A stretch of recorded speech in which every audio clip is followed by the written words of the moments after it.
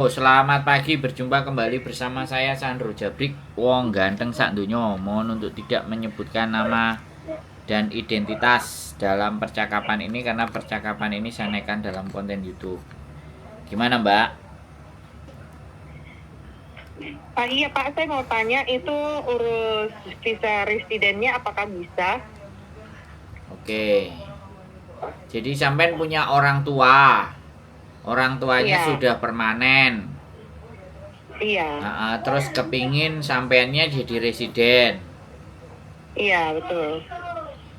Mbak, saya boleh cerita ya, sepengetahuan saya, kalau usia sampean sebelum 17 atau 16, orang tua sampean di Hong Kong, umur satu misalnya 16 sampean datang ke Hong Kong, 17 itu bisa jadi permanen.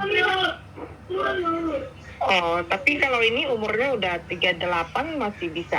Tidak bisa dengan cara yang itu. Jadi, Ya nggak bisa. Sampean dapat permanen residen usianya udah lewat. Kalau sampean bekerja di perusahaannya Hong Kong selama 7 tahun baru. iya sekarang yang bisa diurus itu visa apa Pak? Yang bisa diurus ya nggak ada, turis saja kalau sepengetahuan saya. Ya sampean tinggal kemampuan bekerjanya bagaimana. Kalau sampean bekerja bisa di perusahaan Hong Kong ya boleh. Kalau ibu sampean bikin usaha, ya yang nama yang usahanya sampean, ya tinggal ibu sampean ngasih nama sampean untuk berwirausaha di sini. Misalnya sampean merger sama ibu yang orang Hong Kong permanen, sampean yang orang Indonesia gabung untuk melakukan bisnis. Nah, itu kemungkinan sampean bisa dapat, tapi semuanya depend on modalnya ada nggak 250.000 Hong Kong dolar atau sekitar 500 juta. Begitu, Mbak. Oh, Jadi kalau oke. sampean sesudah 17 itu berat untuk Jadi nggak diurus. bisa diurus ya? Ya, nggak bisa diurus. Kecuali lagi, nah ini kecuali lagi nih. Orang tua sampean sakit, udah nggak bisa apa-apa, minta surat itu pun saya nggak berani garansi. Sudah bakalan bisa atau enggak, butuh dirawat di Hong Kong karena Hong Kong sendiri orang kalau sakit itu ya di rumah sakit, di Loyan Lun, di pantai, di panti jompo itu dirawat sama pemerintah. Nah itu kalau di Hong Kong. Jadi yang bisa diurus ya misalnya sampean wirausaha, yang orang Hong Kongnya ibu sampean, yang orang luarnya sampean. Nah usaha apa yang silahkan nanti tinggal lihat kualifikasi. Untuk mendapatkan visa harus usaha itu modalnya sampai berapa, usahanya kayak gimana, sewa tempatnya bagaimana, gitu Mbak. Oh, oke. Ya, makasih Pak informasinya. Udah gitu aja, nggak ada lagi yang mau Iya, ditanyakan. enggak. Cukup. Iya, cukup. Makasih ya. Oke siap.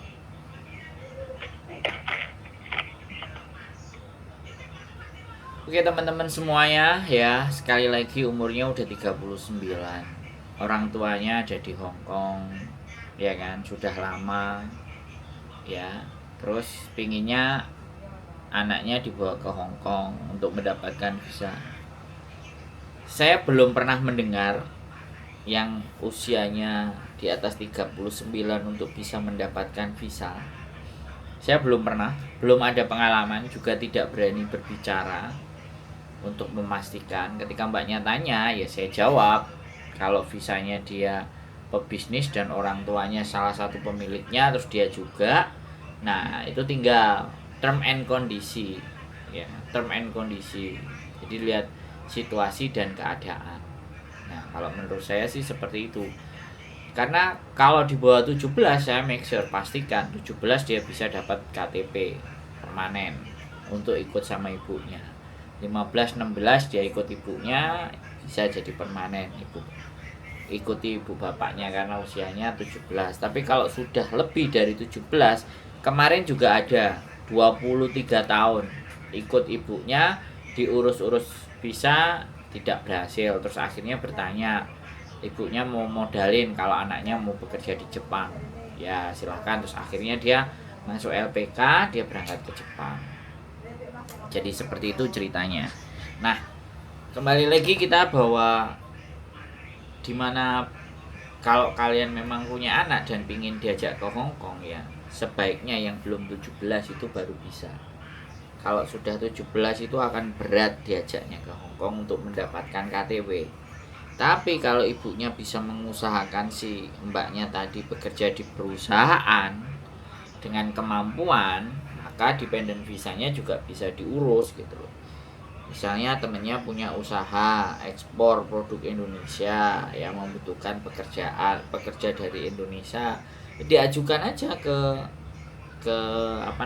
imigrasi. Tapi tidak semudah, kembali lagi ya buat teman-teman, untuk apply pekerjaan itu kan dia dilihat perusahaannya juga, perusahaannya sejauh mana, perusahaannya seperti apa untuk bisa mendapatkan KTP. Nah, woi ngentut, bojoku ngentut buanter. Jadi KTP Hong Kong ini sebenarnya ya teman-teman, ada beberapa cara, ada beberapa hal sepengetahuan saya yang saya ketahui. Di luar yang saya ketahui, nggak tahu, mungkin teman-teman ada ya silahkan tambahkan di kolom-kolom komen. Sepengetahuan saya begini ya teman-teman. Yang pertama adalah ketika kalian menikah dengan orang Hong Kong itu yang paling gampang. Yang kedua, ketika kalian bekerja di perusahaan Hong Kong, di mana perusahaannya ini mempunyai kapasitas dan kapabilitas, kemampuannya meng-hire sampean untuk bisa dapat pekerjaan dan gajinya layak. Itu pun sekali lagi untuk pengajuan visanya, kita itu pendidikannya apa, kita lulus apa. Nah, kalau ada koki, ya sekali lagi chef, nah ini biasanya chef, bartender, ini kan adalah kemampuan-kemampuan yang bisa diterima juga di Hong Kong. Barista, ini juga sebenarnya keahlian. Woi, ngentut lagi yuk. Jadi barista. Makanya teman-teman semuanya, kalau memang kalian itu punya keahlian, ya kan, sebenarnya las juga. Jadi kemampuan kalian, keahlian kalian itu punya sertifikasi, sekali lagi punya sertifikasi, dan sertifikasinya di kelas internasional. Menurut saya ya, bukan tidak mungkin untuk mendapatkan pekerjaan ya. Tapi kalau hanya sekedar mengandalkan ya sudah berkebun aja, jaga kakek, nah itu juga bisa lebih mudah. Tinggal majikannya ketika ngajak interview kalian bisa ngomong nggak. Karena kembali lagi, orang pingin punya warga negara dari asing di luar negeri, tapi dia tidak mengasah kemampuannya. Dia tidak memfokuskan untuk belajar ke suatu hal. Dan woi, gila 3 kali ngentut loh dalam waktu gak sampai 5 menit istri saya. Jadi menurut saya ya kan, kuasai kemampuan kalian itu di mana. Berikutnya adalah kuasai bahasa. Minimalnya kalau di perusahaan yang profesional ya perusahaan pakai bahasa Inggris. Ya kalau nggak bisa berkomunikasi terus piye? Mengandalkan bahasa tubuh nekat-nekatan. Yang ada ya overstay dan paper tadi. Barista, saya pernah punya kenal bartender. Ini ada bartender, kerjanya dia bartender lulusan katanya Jakarta, orang Madura, ya kan. Dia kerja di Dubai, jadi bartender di Dubai, kemudian pindah ke hotel di Macau, akhirnya di hire hotel istimewa Mandarin ya di Hong Kong. Nah, nggak tahu kabar terakhir apakah dia masih di Mandarin. Dia sebagai bartender di hotel Mandarin, ahli. Nah, chef atau koki, nah ini yang banyak saya lihat, masakan Chinese ya. Biasanya anak-anak perhotelan ya diterima bekerja. Jadi sekali lagi ya teman-teman semuanya, boleh kita menginginkan bekerja di luar negeri. Terus ada yang bilang, alah nggak usah kemampuan ngene-ngene, yang penting golek duit ya. Tapi masa depannya akan piye? Surem nggak? Bener nggak? Dapat nggak masa depan yang istimewa? persoalannya itu, makanya gali kemampuan, ya gali bahwa apa yang kita pikirkan, kalau udah dapat ya sudah, itu aja. Oke teman-teman semuanya, itu saja dari saya. Keep stay tune YouTube channel and see you next video. Bye bye.